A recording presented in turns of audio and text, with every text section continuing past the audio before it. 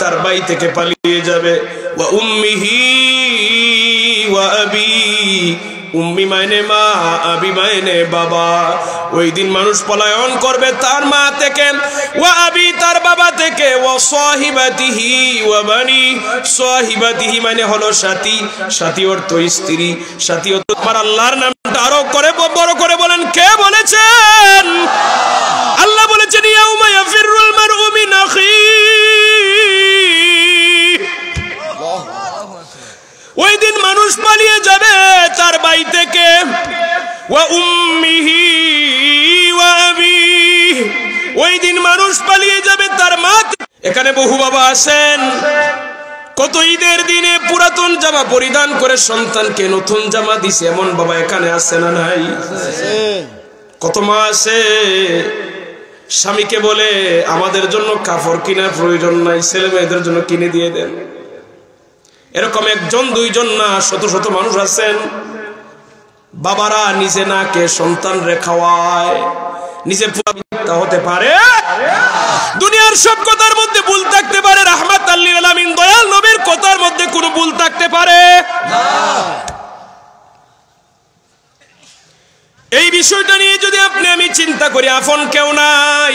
আজকে একটি বিষয় ফেসবুক এই জন্য বলতেছে না আমাদের টাইম নেই, এই কথা ডাক্তার তার বাপকে বলেও না, কারণ বললে তো মরার যদি টাইম থাকতো 10 মিনিট পরে আরো 10 মিনিট আগে মারা যাবে, ঠিক না? যে যারার জন্য এই বিলিয়ন টাকা বানাইলাম তারাই বলে টাইম নেই। এভাবে একটা দুইটা না, হাজার কোটি বাংলাদেশে আছে না নাই? তাই পড়বে। এখন বলবেন আজকের পর থেকে সবাই পড় নাকি না, আপনি তাদের হক ঠিক মতো আদায় করবেন। তাদের হক আদায় করতে গিয়ে যেন আমার রবের গোলামি ভুলে না যায়, ঠিক কিনা বলেন? তাদের হক আদায় করতে গিয়ে যেন আমার নবীর সুন্নাহ না ছেড়ে দেই। কিন্তু আমরা করতেছি কি, অনেক 15 কোটি কিলোমিটার দূরে অবস্থান করতেছে, 15 কোটি কিলোমিটার দূরে সূর্যের তাপমাত্রা আমরা সহ্য করতে পারি না জমিন থেকে। আমাদের দেশের যে আরব রাষ্ট্রগুলো আরো গরম বেশি, ওদের মধ্যে কাজ করতে পারে না। ও ভাই, হাসরের মাঠে ওই সূর্য আর 15 কোটি কিলোমিটার দূরে থাকবে না, মাথার উপরে চলে আসবে। কারো আধা হাত উপরে থাকবে, কারো এক হাত উপরে থাকবে। এই সূর্যের তাপে মানুষের কারো আঁটু পানি হয়ে যাবে গরমে, কারো পেট পানি হবে, কারো সাঁতার হবে। একটু চিন্তা করে দেখেন, রৌদ্রের মধ্যে অনেকে কাজই করতে পারি না। আর এই অবস্থা যদি হয়, হাসরের মাঠের অবস্থা কত কঠিন হতে পারে। ওই হাসরের মাঠে একমাত্র আল্লাহ রব্বুল আলামিনের আরশে আজিম ব্যতীত আর কোনো ছায়া থাকবে না। আরশে আজিমের ছায়া ছাড়া আর কোনো ছায়া হাসরের মাঠে থাকবে না। আল্লাহ রব্বুল আলামিনের আরশে আজিমের মধ্যে মাত্র 7 শ্রেণীর মানুষ জায়গা পাবে। কয় শ্রেণীর মানুষ? একটু জবান খুলে বলেন, কয় শ্রেণী? এই পিছনের যুবকেরা আওয়াজ করে বলো, কয় শ্রেণী? 7 শ্রেণীর মানুষেরা আরশে আজিমের ছায়াতলে জায়গা পাবে। ওই 7 শ্রেণী ব্যতীত কেউ আরশে আজিমে জায়গা পাবে না। সবাই সূর্যের তাপমাত্রার মধ্যে দাঁড়াতে হবে। ওই 7 শ্রেণীর মানুষের মধ্যে দেখেন তো আপনি আমি আছি কিনা। 1 নম্বরে ইমামুল আদিল, ন্যায় বিচারক, ন্যায় পরায়ণ বাদশা। ন্যায় পরায়ণ বাদশা যিনি, উনি আরশে আজিমের ছায়াতলে প্রথমে জায়গা পাবে। এখানে কিন্তু আল্লাহ আলেমদের নাম বলেন নাই, ন্যায় পরায়ণ বাদশার কথা বলছেন। ন্যায় পরায়ণ বাদশার কথা বলতে গিয়ে উলামায়ে কেরাম বলছেন, শুধু ন্যায় পরায়ণ বাদশা না, কিয়ামত পর্যন্ত যত ন্যায় বিচারক হবে, হোক আদালতে, হোক গ্রামের বিচারে, হোক রাষ্ট্রীয় প্রধান বিচারক, যে কোনো বিচারকের আসনে বসে যে ব্যক্তি ন্যায় বিচার করবে, ওই ব্যক্তি আরশে আজিমের ছায়াতলে জায়গা পাবে। যারা ন্যায় বিচার করবে তারাই আরশে আজিমের ছায়াতলে জায়গা পাবে। এখন যদি বর্তমানে আমাদের গ্রামের বিচারের কথা বলি, ন্যায় বিচার কয় জায়গায় আছে? জি, আজকের ন্যায় বিচারগুলি কেউ যদি ন্যায়ের পক্ষে কথা বলে তার সাপোর্ট নাই, কারণ ঘুষখোরের সংখ্যা বেশি। ঘুষখোরের যন্ত্রণায় ন্যায় বিচারক কথাই বলতে পারে না, কয় মিয়া রাখো তোমার কথা। ঘুষখোরের বুট বেশি, তারার সাপোর্ট বেশি, এই জন্য ন্যায় কথা বলেও টিকতে পারে না। কারণ ন্যায়ের পক্ষে কথা বলনেওয়ালা মানুষের সংখ্যা একেবারে কম। আমি কি ভুল বলতেছি না সত্য? আপনি আদালতে যান, আপনার টাকার বান্ডিল যত বড় হবে, রায় তত তাড়াতাড়ি আপনার পক্ষে আসবে।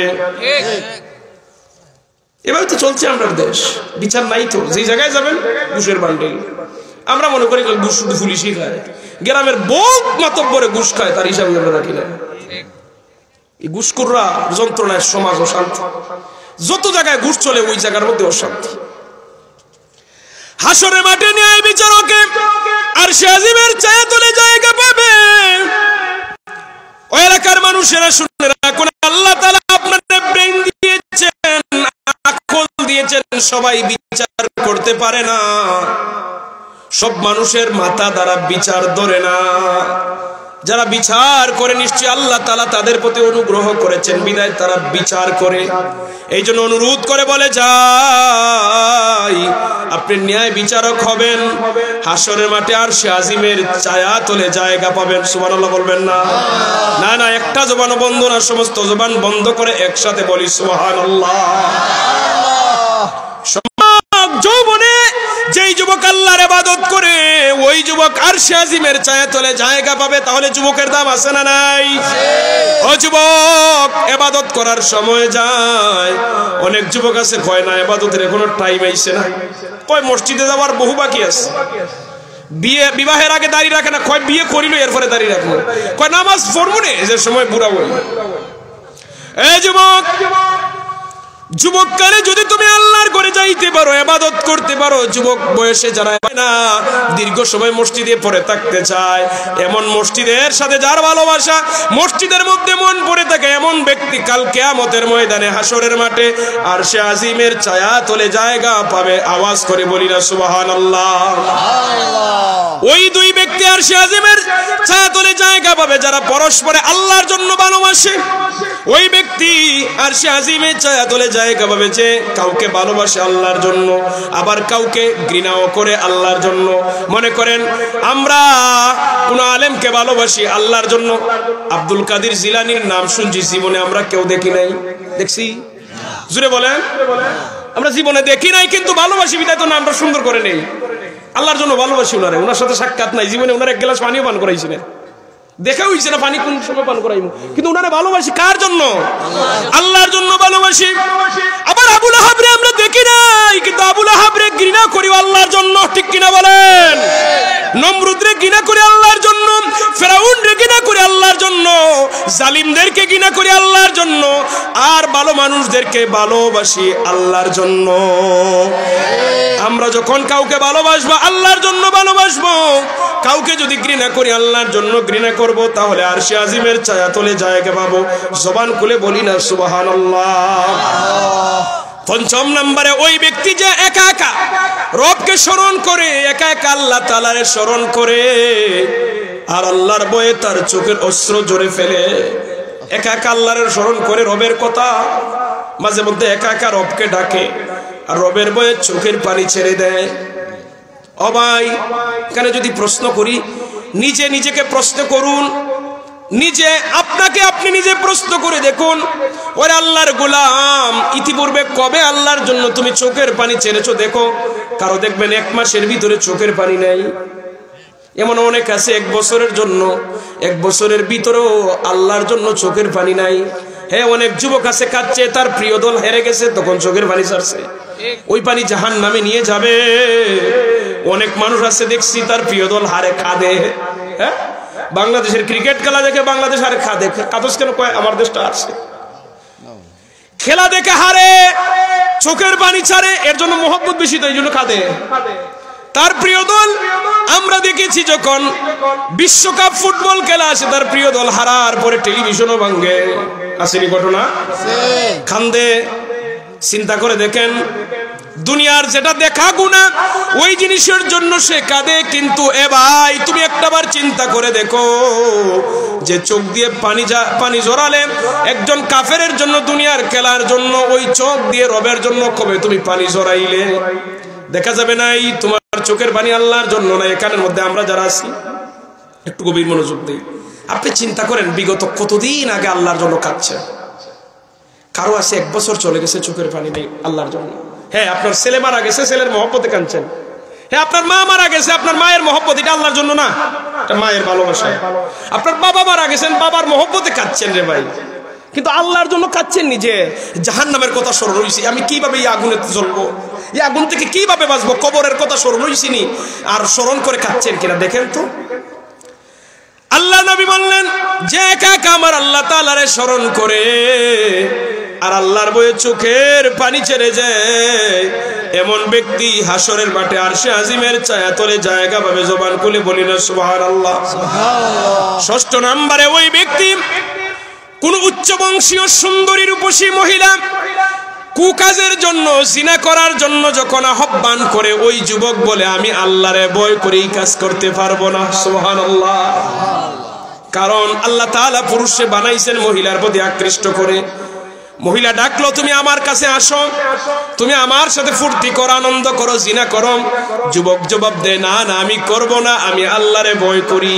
যেহেতু আল্লাহরে ভয় করি, তোমার সাথে এই কাজ করা আমার পক্ষে সম্ভব না। সম্মানিত হাজিরিন, 7 নাম্বার ওই ব্যক্তি আরশে আজিমের ছায়াতলে জায়গা পাবে যে আল্লাহর বান্দা বান্দি গোপনে দান করে, ডান হাতের দান করে, বাম হাতে খবর রাখে না। ডান হাত আর বাম হাতের ব্যাখ্যা কয়েকটি। 1 নাম্বার একটি ব্যাখ্যা বলি। ডান হাত মানে হলো, কেউ বলেছেন রাতে দান করে, দিনের বেলা না, যাতে মানুষ দেখে না। কেউ বলেছেন না, ডান হাতে মানে হলো সে গোপনে দান করে, প্রকাশ্যে কেউ জানেই না। আবার নিজের পকেট থেকে, নিজের সম্পদ থেকে ডান হাত দিয়ে মুঠ করে দিয়ে কত টাকা দিছে নিজেই জানে না। আমি আমলটি আমি বাইতুল্লাহতে দেখছি, কাবা করে মসজিদুল হারামে আমি নিজে দেখছি যে আরবের বড় বড় শেখ যারা আছে, ধনীরা, এরা দেখি প্রায় সামনের কাতারে নামাজের মধ্যে বসে, সামনের কাতারে বসে তাসবিহ দিতেছে। এরা আবার অনেকে চিনে, ধনী মানুষ। আমরা তো আর চিনি না, আমরা তো কিছুদিনের জন্য গেছি মুসাফির সফরে। তো দেখলাম এসে কি জানি বলছে, সে তার পকেট থেকে, সে নিজে দেখতেছে না, পকেট থেকে এরকম ভাবে বের করে দিয়ে দিছে, মানে কত দিতেছে তারে দেখতেছে না। অথবা এইদিকে পকেটে হাত দিছে, পকেট থেকে বের করে আর চায় না, যত আসতেছে তারে তত দিতেছে। আমি তখন ওই হাদিসের কথা আমার মনে পড়ছে যে আল্লাহ রাসূল বলছেন ডান হাতে এমন ভাবে গোপনে দান করে, বাম হাতে খবর রাখে না। হে যে তার পকেট থেকে কত টাকা নূর দিতেছে সে নিজেই জানে না। হাদিসের আমল কিন্তু ভাই বাস্তবে তাদের মধ্যে অনেক বেশি আছে। যদি আপনি যান প্র্যাকটিক্যালি দেখেন, অনেক আমল তাদের মধ্যে আছে।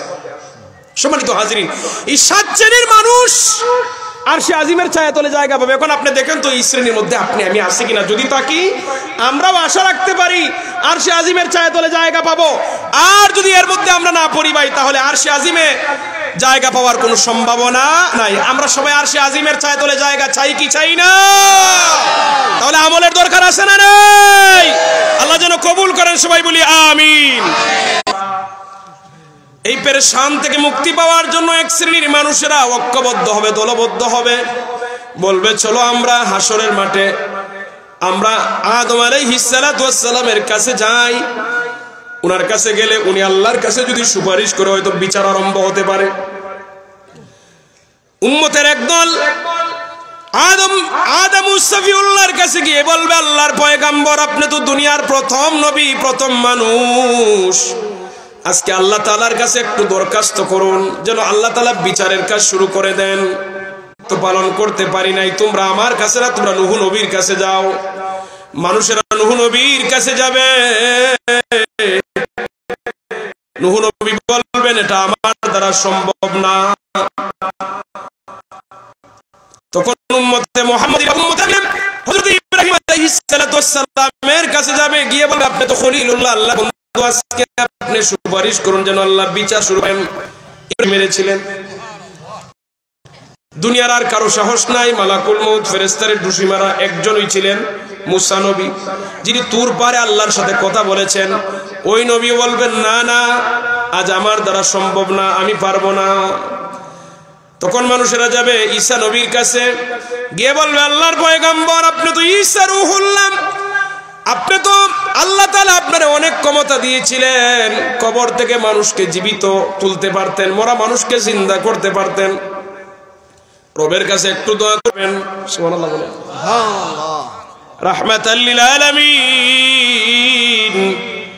আপনার আমার নবীর কাছে যখন সবাই আসবে, এসে বলবে ইয়া রাসূলুল্লাহ, ইয়া হাবিবাল্লাহ, ওগো মায়ার নবী, সব নবীরা আমাদেরকে তাড়িয়ে দিছে, কেউ আমাদের পক্ষে একটু সুপারিশ করে নাই। আপনি যদি তাড়িয়ে দেন আমাদের আর যাওয়ার জায়গা নাই। মেহেরবানি করে আজকে রব্বুল ইজ্জতের দরবারে আপনি দরখাস্ত করুন যেন আল্লাহ তাআলা আমাদের বিচারের কাজ শুরু করে দেন। আল্লাহ নবী বলবেন, ওরে আমার উম্মতেরা, আমি তো তোমাদের অপেক্ষায় ছিলাম। সুবহানাল্লাহ। আল্লাহ নবী ওই দিন সিজদার মধ্যে পড়ে এমন কিছু ভাষায় আল্লাহ তাআলার এমন কিছু ভাষায় প্রশংসা করবেন যেই প্রশংসাগুলি নবী জমিনে কোনোদিন করেন নাই। হাসরের মাঠে সুপারিশের জন্য আল্লাহ নবী নির্ধারিত করে রেখে দিয়েছেন। ওই ভাষা নবী কোনোদিন জমিনে ব্যবহার করেন নাই। এমন চমৎকার ভাষায় নবী আল্লাহ তাআলার এমন কিছু প্রশংসা করবেন, আল্লাহর দয়া লাগবে। আল্লাহ বলবেন, হাবিব মাথা উঠান, আজকের এই দিনে আপনি যা চাইবেন আমি তাই দিব, আপনাকে নৈরাশ করব না। আল্লাহর হাবিব বলবেন, ও মালিক বিচারের কাজ শুরু করেন। বিচারের কাজ আরম্ভ হবে।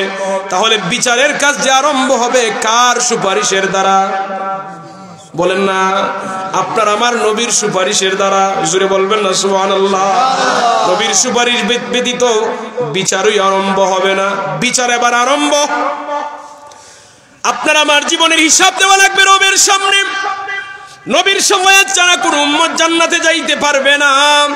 নিজের জীবনের হিসাব দেওয়ার পরও যে জান্নাতে যাবেন নবীর শাফায়াত লাগবে। সম্মানিত হাজিরিন, আপনার আমার জিন্দেগীর সমস্ত হিসাব আল্লাহর দরবারে দেওয়া লাগবে। এবার হিসাব আরম্ভ। এমন কোন বান্দা বান্দি নাই যারে আল্লাহ তাআলা প্রশ্ন করবেন না।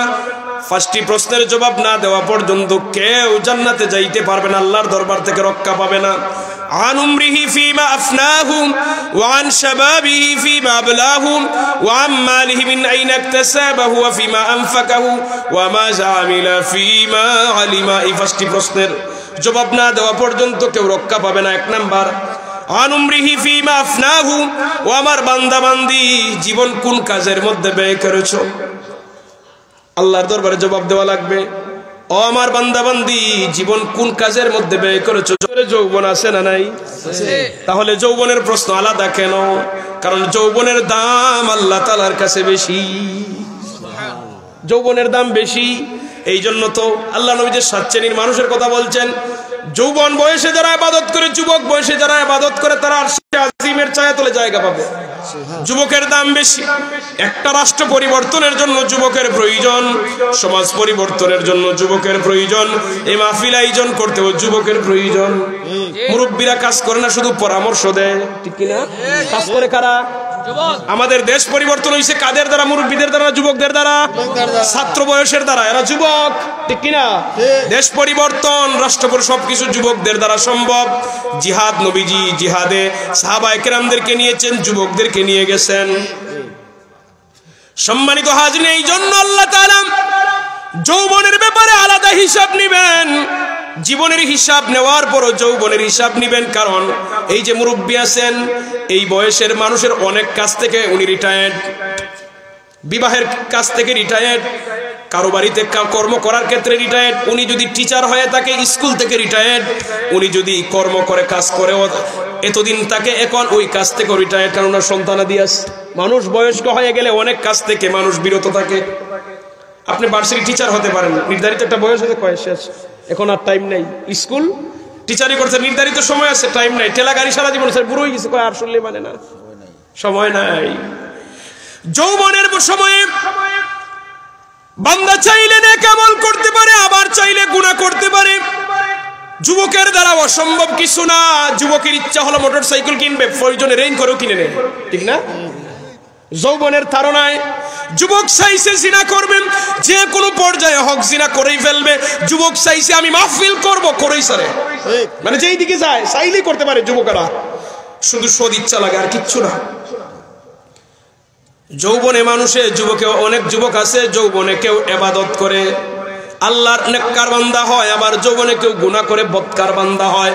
এই জন্য জীবনের হিসাব নেওয়ার পরে যৌবনের হিসাবটাও আল্লাহ আলাদা করে নেবেন।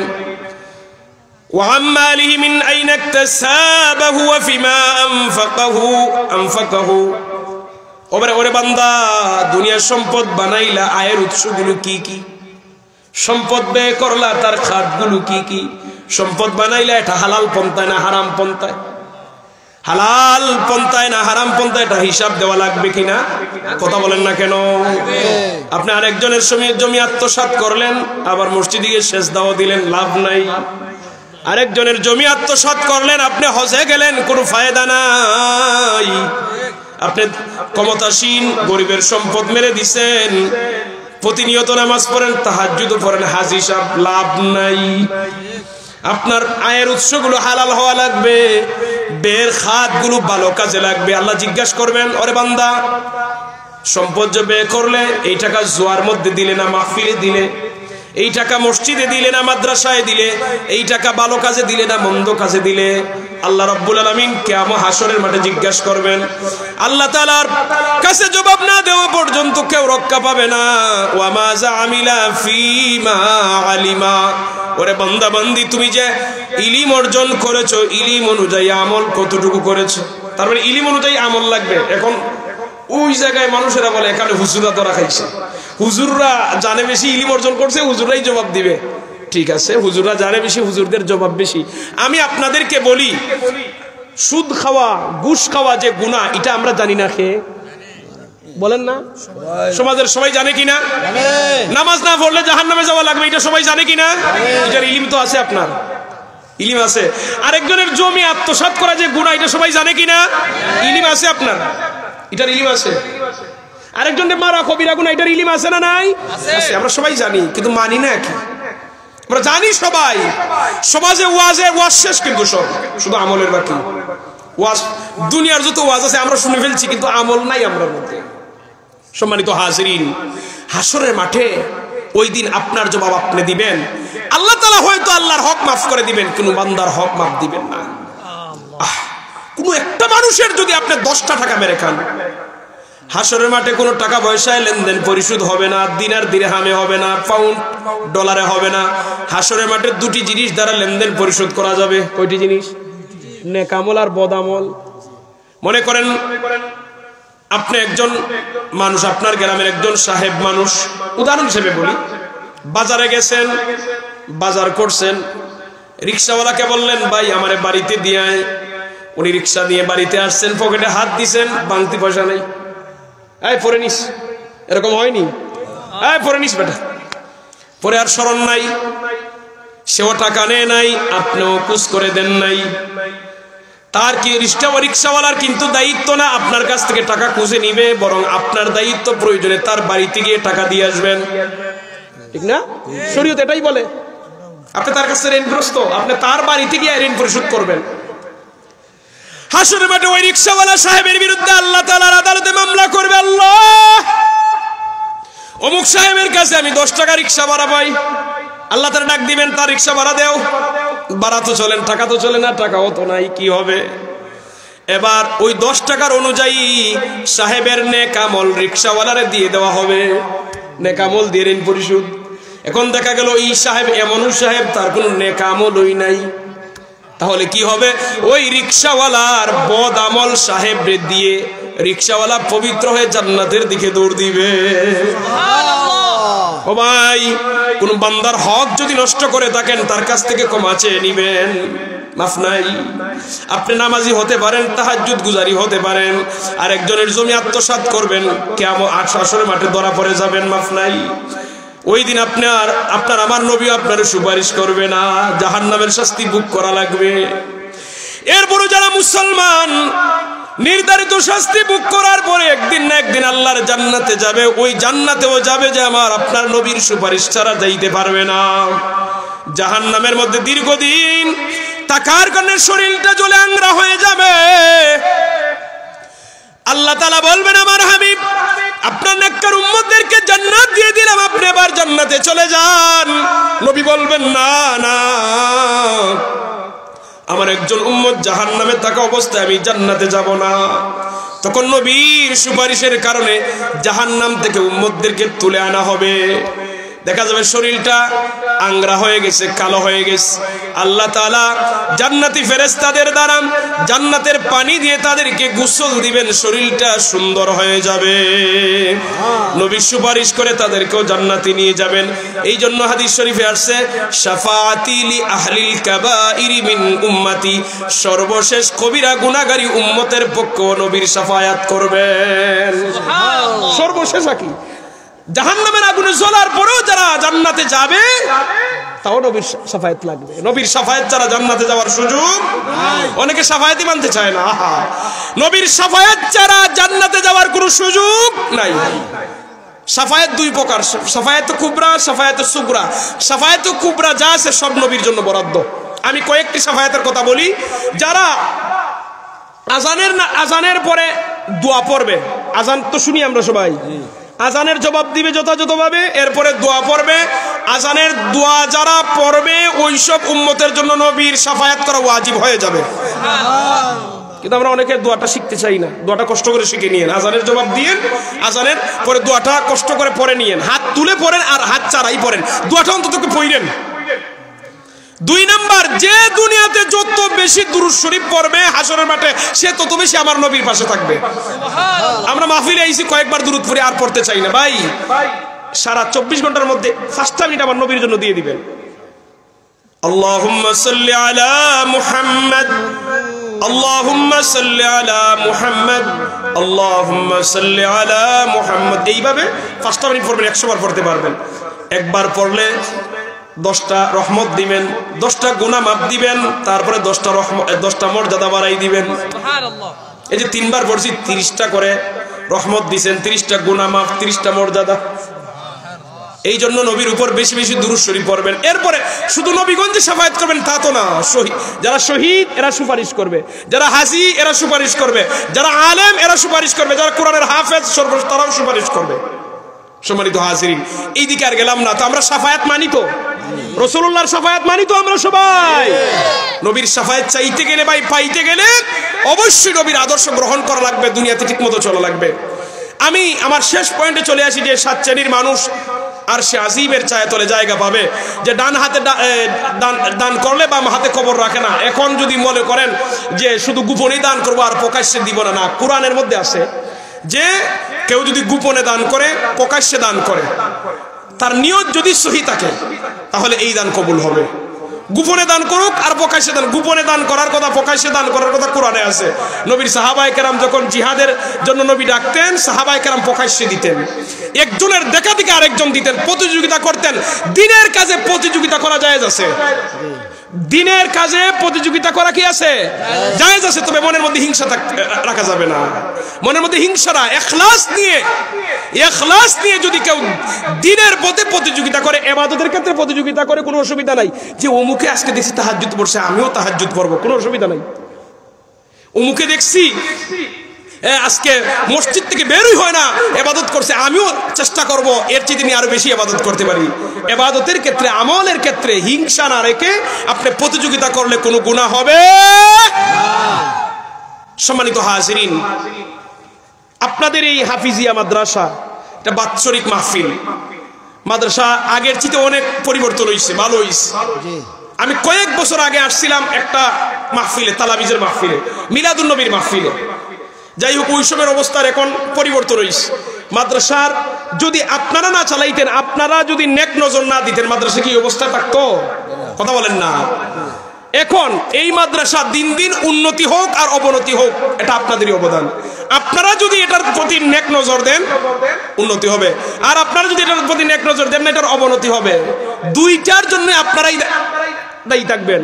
একটার জন্য দায়ী হলে ভালো, যদি উন্নতি হয় এটা তো নাজাতের উসিলা হতে পারে, আর আপনাদের কারণে যদি ক্ষতি হয় এটার জন্য জবাবদিহিতা আছে না নাই?